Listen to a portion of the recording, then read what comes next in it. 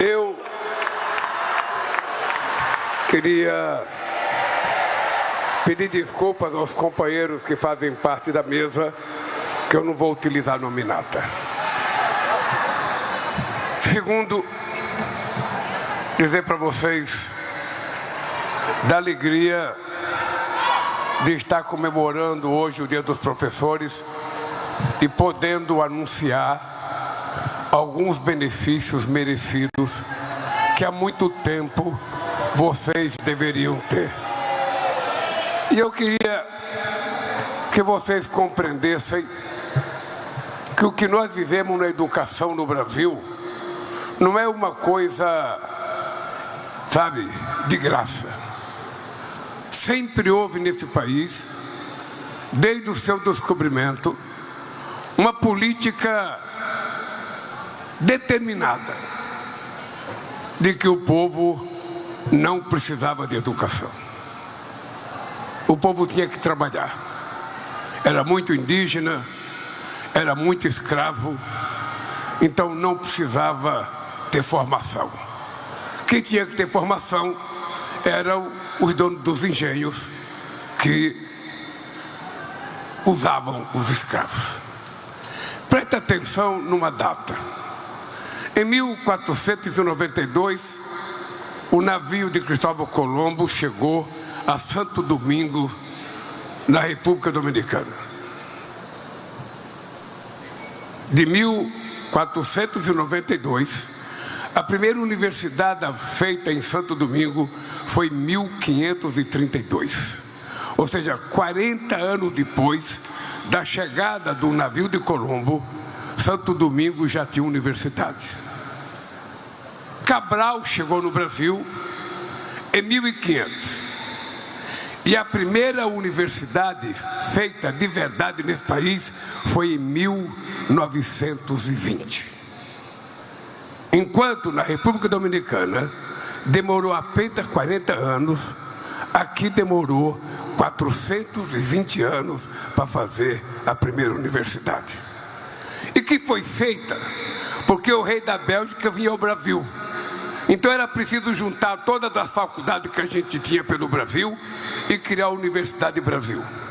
Ela foi feita muito mais com o objetivo de dar um título de doutor honoris causa ao rei da Bélgica do que por conta do povo brasileiro. Essa é a demonstração do atraso educacional do Brasil. E essa é a demonstração do porquê a gente proporcionalmente tem menos jovens na universidade do que no Chile, do que na Argentina e do que em outros países da América do Sul. Não é de graça. É porque foi uma política determinada.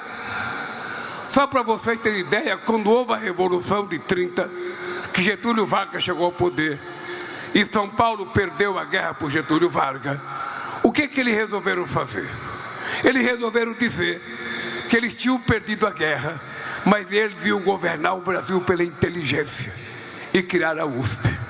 E foi o que aconteceu no Brasil. Durante muito tempo, a inteligência brasileira era extraída da USP, que é a melhor universidade que nós temos no Brasil e é motivo de orgulho para todos nós. Mas apenas para mostrar para vocês que era quase que proibido ter uma universidade federal em São Paulo. Porque havia uma decisão política da predominância de uma certa elite brasileira que achava que tinha que ser assim. Só para vocês terem ideia, nós já fizemos mais de 20 universidades federais e mais de 180 campos pelo Brasil afora, para ver se a gente consegue interiorizar o ensino universitário para que uma criança pobre do interior não tenha que ir para a capital para estudar. É a capital que tem que levar a universidade para ele. Essa foi a revolução que aconteceu nesse país. A gente permitir que fosse criada condições de oportunidade para todas as pessoas de todos os lugares do país. É por isso que o Camilo disse aqui, vocês nem prestaram atenção, porque estava todo mundo aerofoca com aumento de salário, sabe? De que nós ainda vamos anunciar este ano uma universidade federal indígena no Brasil e vamos anunciar a Universidade do Esporte no Brasil também, para que a gente possa fazer com que esse país seja soberano, sabe, na terra, no ar, no mar, mas seja soberano na sua educação. E vocês sabem que leva tempo para as coisas acontecer. Leva tempo. Quando nós criamos o pé de meia, é uma decisão política que você tem que tomar, faz ou não faz. Sempre sofrendo a pressão daqueles que acham que o dinheiro tem que ficar guardado para pagar juros. E custou praticamente 10 bilhões de reais para a gente fazer um programa para não deixar 480 mil jovens do ensino médio brasileiro desistirem da escola para ajudar no orçamento familiar, e depois, se a gente não toma essa decisão, a gente vai gastar muito mais, porque certamente muitos jovens desses seriam um ganho pelo narcotráfico, pelo crime organizado, e seria muito mais caro fazer cadeia do que fazer escola. É muito mais caro cuidar de um preso do que cuidar de uma criança na escola. E isso é decisão política que você tem que tomar. Da mesma forma que a decisão política, fazer acordo com prefeitos, fazer acordo com governadores, para que a gente possa ter um compromisso de pelo menos até 2030, a gente ter 80% das crianças alfabetizadas desse país no tempo certo. Porque vocês são professores e sabem, professoras, que se a criança não for alfabetizada até o 2º ano, ela vai acumulando dificuldade. E com a coisa mais grave, é que se uma criança pertence a uma família de uma classe razoavelmente, mesmo de classe média baixa, mas tem o pai ou a mãe que sabe alguma coisa, essa criança, quando não aprende na escola, o pai tenta ensinar em casa. E quando a criança tem uma mãe e um pai que não sabe fazer nada, o coitado só analfabeto, aonde que essa criança vai aprender? Então, quando a gente toma essas atitudes, muitas vezes as pessoas falam: o Lula só quer saber de cuidar de pobre, ele só quer saber de cuidar de pobre, eu não quero cuidar de pobre, porque ninguém quer ser pobre, ninguém. Eu não conheço ninguém na face da terra que faz uma escolha: eu quero ser pobre, eu quero passar fome, eu quero ser analfabeto, eu quero comer mal. Ninguém faz isso. Quem causa essa situação é um sistema econômico e político que não foi criado por nós, e que a gente é vítima deles durante séculos. Mas foi assim a vida inteira. É só ver os filmes antigos das monarquias, o rei lá na vida de Nababo, com a rainha, com todo mundo lá na festa, e o povo trabalhando para pagar, levar comida para eles, imposto. Sempre foi assim. Então o que nós precisamos saber é o seguinte: ou nós tomamos decisão política de fazer as coisas acontecer corretamente, ou nós não iremos melhorar o mundo. O ano que vem vai ter eleição, e a gente vai ter que dizer que tipo de Brasil que a gente quer. E o tipo de Brasil vai ser decidido por vocês, não é por mim, é por vocês. É vocês que vão ter que saber qual é o senador que vocês vão eleger, qual é o deputado federal, qual é o deputado estadual que vocês vão eleger. Porque é isso que é a cara do Congresso Nacional. É o resultado da consciência política que vocês tiveram no dia das eleições. Depois não adianta reclamar. Se a gente quer fazer guerra contra um país, a gente não pode mandar um soldado que vai ficar do lado do país, do outro país. A gente vai ter que mandar um soldado que vai lá para derrotar o outro. A gente não coloca a raposa para tomar conta de galinheiro. A raposa vai comer a galinha. Então essas coisas que nós temos que levar em conta quando a gente analisa a nossa situação. Hoje, esse estado aqui, quantos governadores tiveram presos? Esse estado era para ter um estado rico. Esse estado era para ter um estado rico. Sabe? E não é. Porque normalmente as pessoas muitas vezes não acertam na escolha política. E aí, sabe qual é a desgraça de quem não gosta de política? É que é governado por quem gosta. E se quem gosta não pensa igual a vocês e é eleito, a gente sabe o que vai acontecer.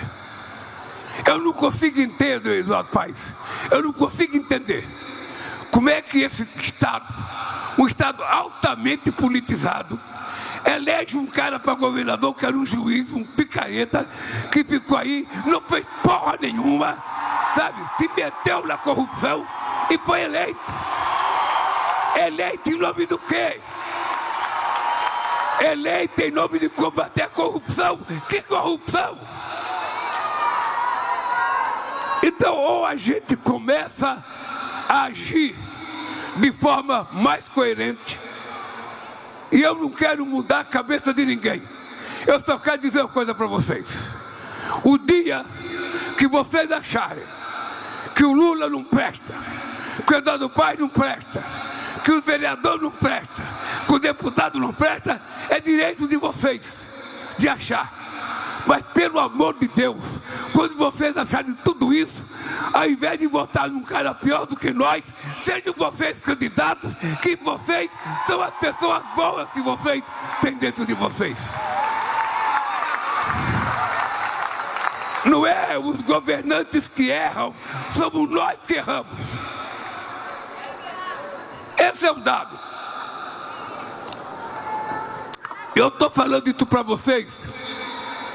Não estou com raiva não, estou falando com vocês, porque eu sou nesse público aqui, e nesse público aqui, eu sou o único que não tem o diploma universitário. Todos nós aqui. É um analfabeto falando com vocês. Eu tenho um curso primário e um curso do Senai. É o que eu tenho na vida. E a minha obsessão pela educação é porque eu não tive as coisas que eu acho que eu deveria ter. E hoje eu acho que o filho do povo tem que ter aquilo que todo mundo tem direito de ter. Essa é a minha obsessão pela educação.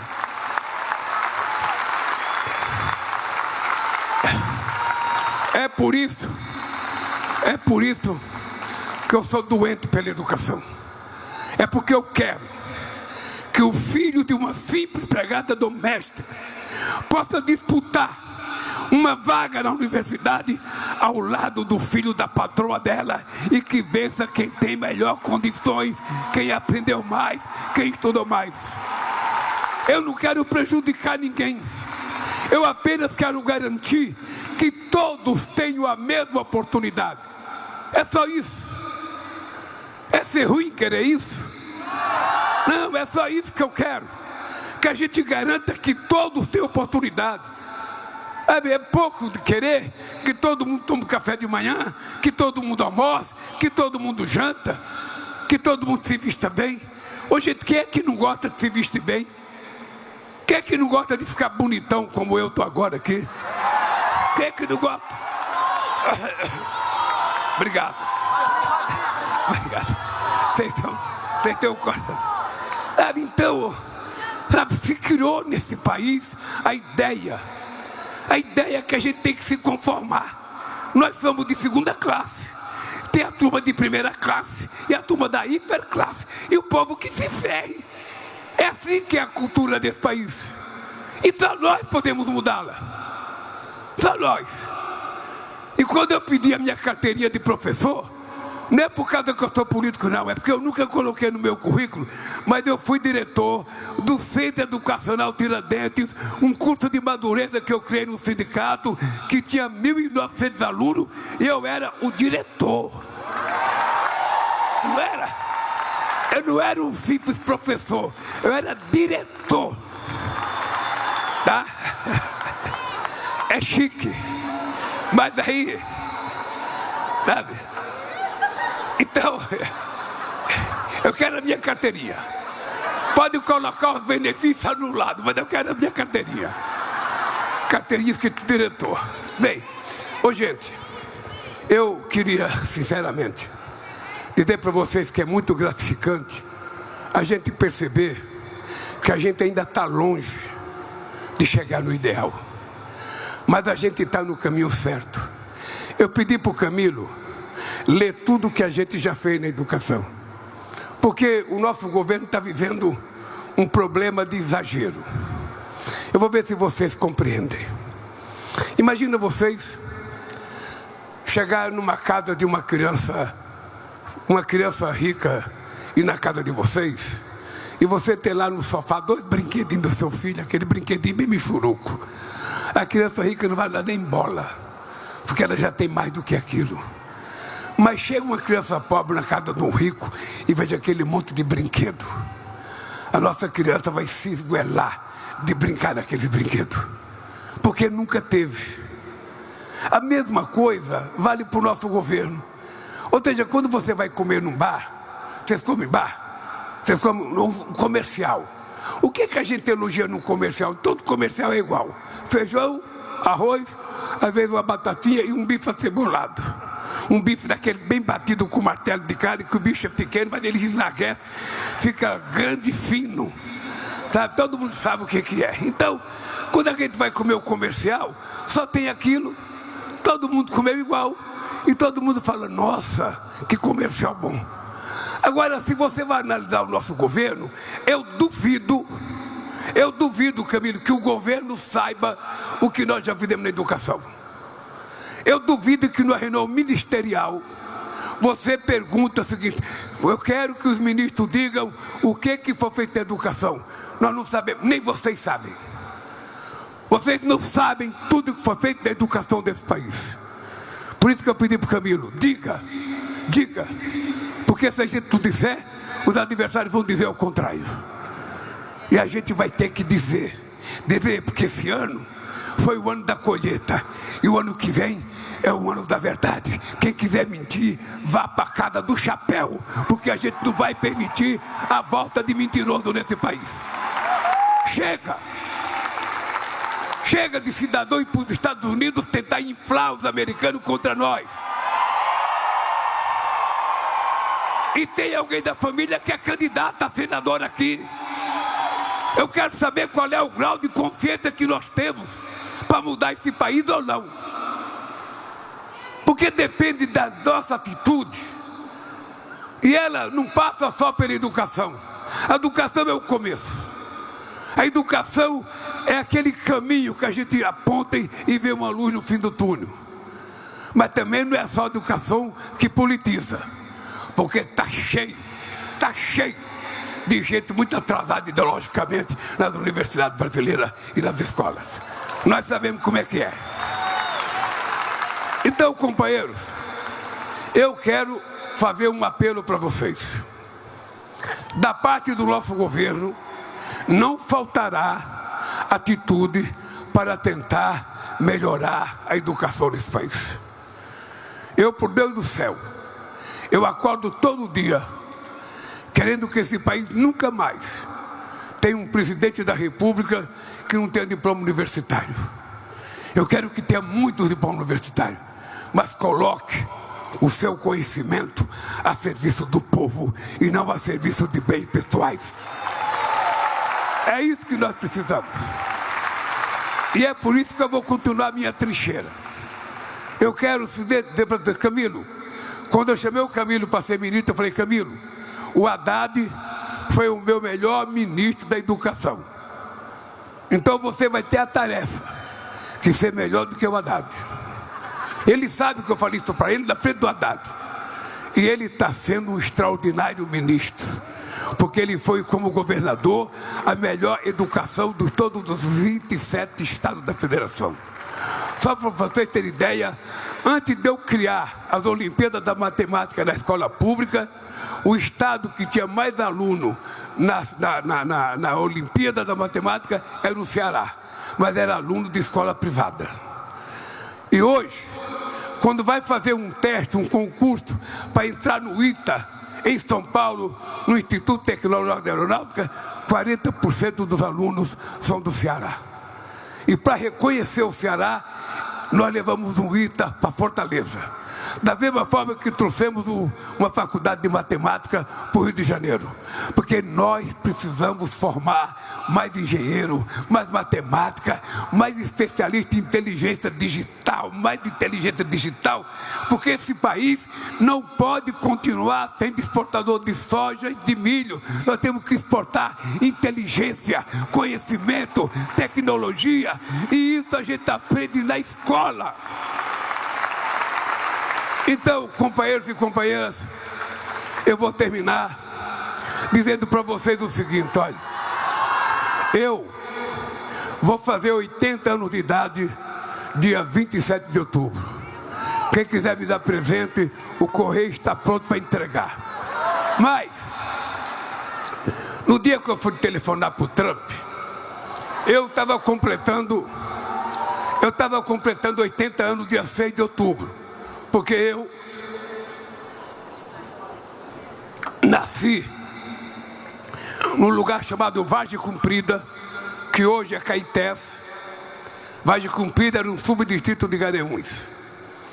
E quando eu nasci, meu pai já não estava mais em Garanhuns, porque meu pai engravidou minha mãe, pegou uma prima da minha mãe com 15 anos e foi embora para São Paulo. E largou minha mãe, cuidando de 8 filhos e com o Lulinha na barriga. Mas eu fui batizado, eu não fui batizado, eu fui batizado na igreja, não tinha registro naquele tempo. E eu tenho um batistério. E o batistério, a gente demorava muito para ir na igreja batizar, porque a igreja era longe, a cidade era longe. A gente não tinha jumento, não tinha cavalo, não tinha mula, não tinha égua, não tinha carro, não tinha nada. Então a gente só ia para a cidade quando acontecia um milagre. Eu não sei quanto tempo levou para eu ir fazer meu batistério. Eu sei que no meu batistério está escrito 6 de outubro. Então, por lei, eu nasci dia 6 de outubro. Mas a minha mãe, ela nunca aceitou que eu nasci 6 de outubro.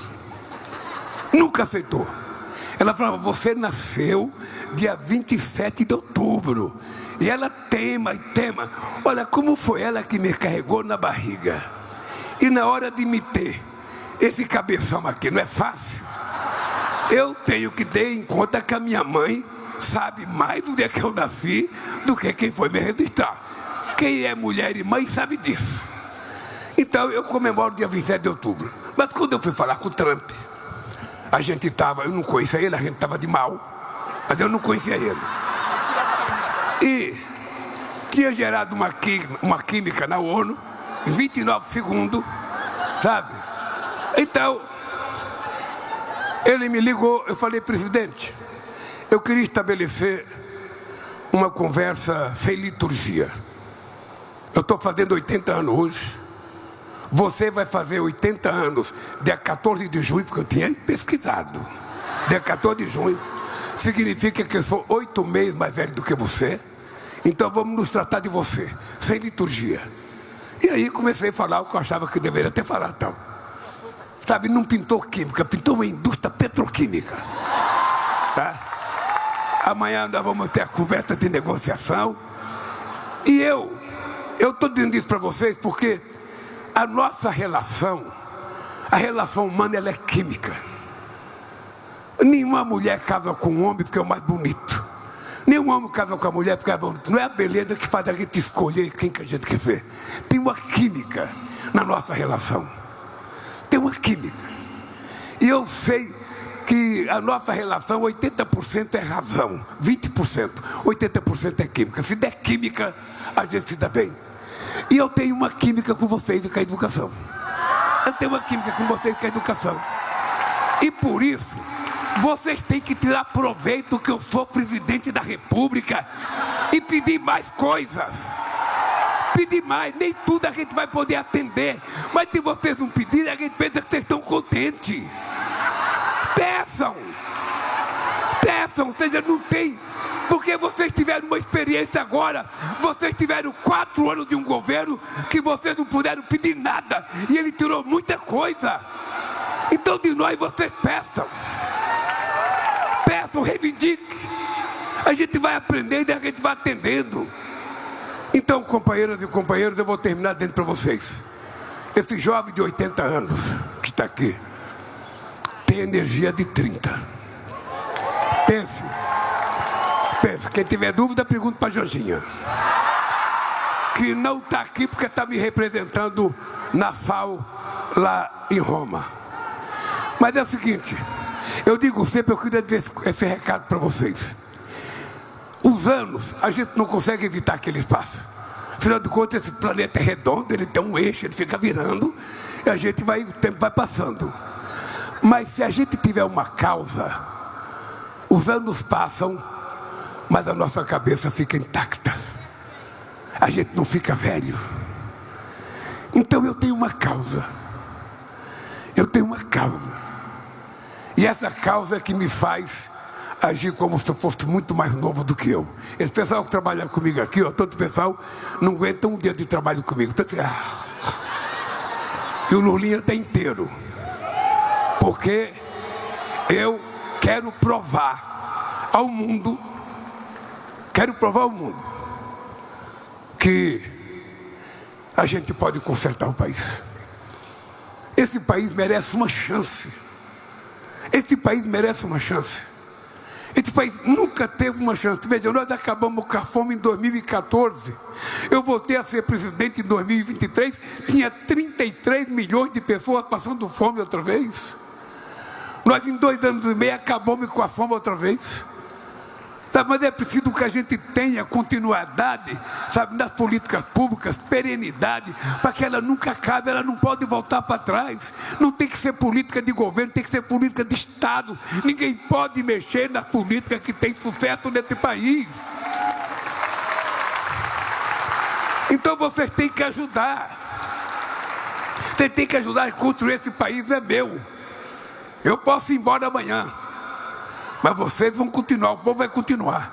Então, gente, deixa eu terminar dentro para vocês uma coisa de coração. Vamos construir esse país de verdade. Vamos construir. O ano que vem tem eleição. Eleição não é brincadeira.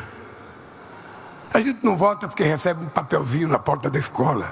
É preciso pesquisar quem são as pessoas, quem tem compromisso com a gente, quem pensa, não igual a você, porque ninguém precisa pensar igual a ninguém, mas quem é que tem, sabe, compromisso com as coisas que você acredita que precisa ser feito nesse país. É assim que a gente escolhe. Não é o mais bonito, o mais alto, o mais negro, o mais baixo, o mais branco. Não é assim. É pelo que a pessoa pensa e pelo histórico das pessoas. Tem que analisar qual é o compromisso das pessoas.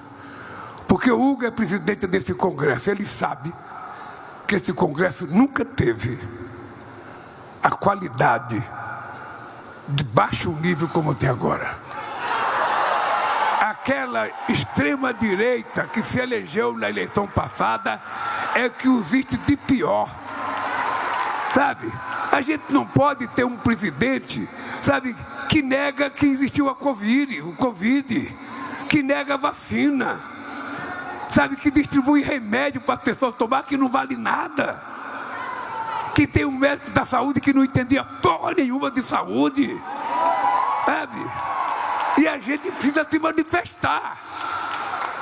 Por isso eu quero dar parabéns ao Rio de Janeiro pela manifestação que vocês fizeram em defesa da decência política deste país. Só vocês podem consertar esse país. E quero que vocês saibam que eu estou nessa. Eu vou tentar lutar até o fim da minha vida, porque eu quero que o meu neto, o neto de vocês, o bisneto de vocês, tenham aquilo que eles têm direito. Quem é pai, quem é mãe sabe que a gente não deseja riqueza para o filho. A gente sonha que o filho da gente tenha uma boa educação, uma boa formação profissional, para ele viver independente a vida inteira. E é isso que eu quero para esse país. Soberania significa qualidade de vida do nosso povo. Significa direito de andar de cabeça erguida. E isso nós vamos fazer. Por isso, companheiros, se vocês puderem, vão a Belém ver a COP. Eu vou começar uma campanha, Eduardo. Eu vou começar a campanha. Os meninos ricos aqui do Rio de Janeiro adoram viajar para Disney. Querem ir para Disney, querem ir para Disney. Sabe? Então é o seguinte, então vamos fazer agora, vamos começar a trabalhar, sabe? Visita das escolas do sul do país na Amazônia. As pessoas precisam conhecer a Amazônia. Não adianta o menino ficar na escola, não, porque eu não quero que mexa na Amazônia, eu não quero que faça na Amazônia, eu não quero. E nunca foi lá, porra. Passa por cima e vai para Disney. Não, passe lá na Amazônia. Toma uma mordida de carapanã para ver como é bom. Vai conhecer a Caatinga, vai conhecer os biomas brasileiros. Mas não é ele que vai tomar a iniciativa, somos nós. Os professores, Camilo, dentro da sala de aula, precisam incentivar a fazer turismo para conhecer o Brasil, para conhecer a nossa terra, a nossa riqueza. Tem negar, eu vou para a Europa para ver o museu e nunca visitou o Museu Nacional aqui. É frescura intelectual. Frescura. Tem gente que gasta dinheiro o ano inteiro, guarda para fazer uma viagem para ver o museu. E aqui no Brasil tem o Museu do Ipiranga, lá encostado no meu escritório, o Museu do Ipiranga, o Museu Belíssimo, ninguém vai lá. Ninguém vai lá. Então é o seguinte, nós temos que fazer uma inversão de prioridade. Fazer turismo para conhecer as coisas desse país, para conhecer o que é o Brasil de feito e verdade. Sabe? Se vocês não fizerem dentro dessa... Aliás, eu tenho obrigado com o Camilo, eu vou terminar dentro dessa hora. Eu tenho obrigado com o Camilo para a gente colocar no currículo escolar a questão do clima. Sabe? A criança...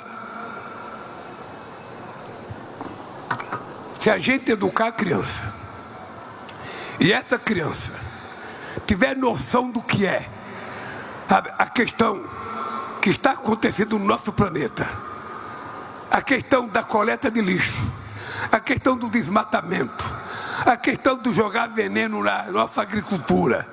Se ele tiver consciência, ele vai chegar em casa e vai ajudar o pai e a mãe a ser menos ignorante na questão do clima.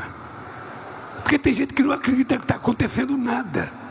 Então eu falei para o Camilo, vamos colocar um currículo escolar. Tudo bem que a professora diga que Cabral descobriu o Brasil em 28 de abril de 1500. Continua dizendo. Mas coloque lá meio minuto de clima.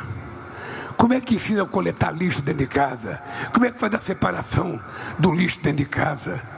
Porque vocês já foram numa usina que as prefeituras criam de coletar lixo? O povo é sujo pra cacete, o povo que joga lixo. O povo não tem critério. Aquelas mulheres ficam coletando lixo, eu já fui muitas vezes. É uma tranqueira, não tem separação dentro de casa. E cada um de nós tem que aprender que o lixo que a gente faz é a gente que tem que cuidar. Não é os outros, é a gente. Tem cara que se dá o luxo de tomar cerveja, abrir a janela do carro, jogar a latinha fora, achando que tem um escravo que vai catar para ele. Me ajude, gente. Me ajude, pelo amor de Deus. Vamos ensinar as crianças a tratar a questão do clima com a respeitabilidade e a necessidade que merece. Um beijo no coração e bom dia dos professores e das professoras.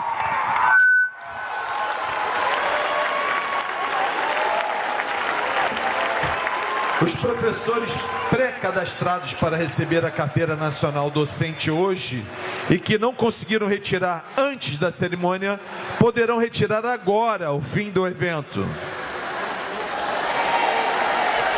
Está encerrada essa cerimônia.